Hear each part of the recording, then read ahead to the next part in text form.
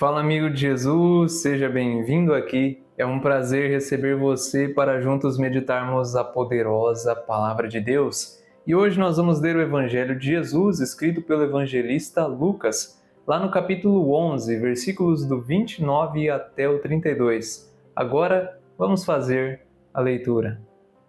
Naquele tempo, quando as multidões se reuniram em grande quantidade, Jesus começou a dizer: Esta geração é uma geração má. Ela busca um sinal, mas nenhum sinal lhe será dado, a não ser o sinal de Jonas. Com efeito, assim como Jonas foi um sinal para os ninivitas, assim também será o Filho do Homem para esta geração. No dia do julgamento, a rainha do sul se levantará juntamente com os homens desta geração e os condenará, porque ela veio de uma terra distante para ouvir a sabedoria de Salomão.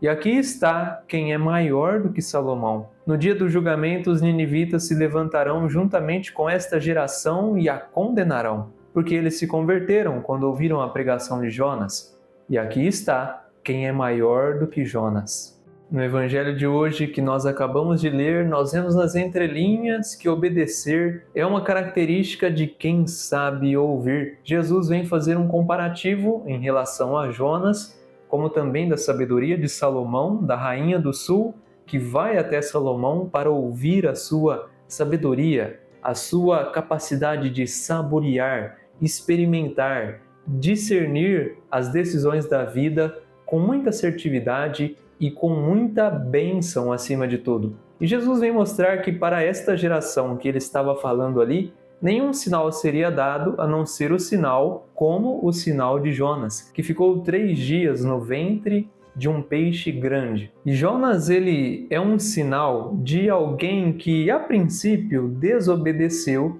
que trilhou o próprio caminho, mas que depois, numa segunda oportunidade, se pudermos dizer assim, foi e obedeceu o que Deus tinha lhe mostrado o melhor caminho a se seguir.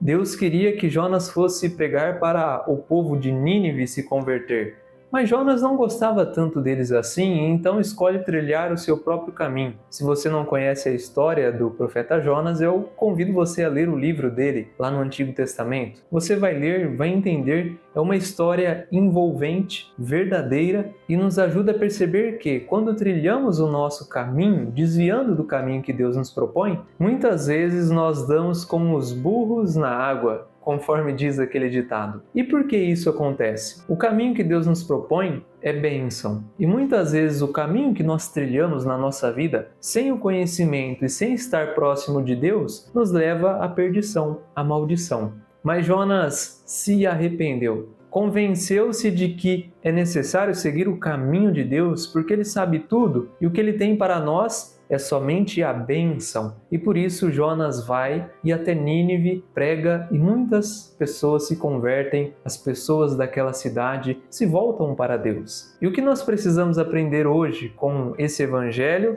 e com a história de Jonas? Que nós precisamos saber ouvir mais. Porque quando nós achamos que sabemos de tudo, dificilmente nós ouvimos os outros. Nós sempre temos o nosso ego como centro de referência de sabe tudo, sabe resolver tudo por conta própria, não precisa de ninguém, sabe o melhor caminho a se seguir. E hoje Deus nos convida a obedecer, saber ouvir o que Ele tem a nos orientar e trilharmos o caminho junto a Ele, porque esse caminho é de bênção, é de alegria, por mais que enfrentemos dificuldades, porque elas fazem parte do caminho. Por isso que nesse tempo de Quaresma, hoje principalmente, você possa ser alguém que se dispõe a ouvir mais, ouvir o que o outro tem a te dizer. E mesmo quando você souber algum determinado assunto, se disponha a ouvir o que o outro sabe de uma maneira e perspectiva diferente de que com certeza você não conhece. Deus está sempre falando conosco, inclusive querendo nos ensinar através de pessoas simples e humildes, que possamos então disponibilizar o nosso ouvido para Deus, para que possamos seguir o caminho que Ele tem para nós.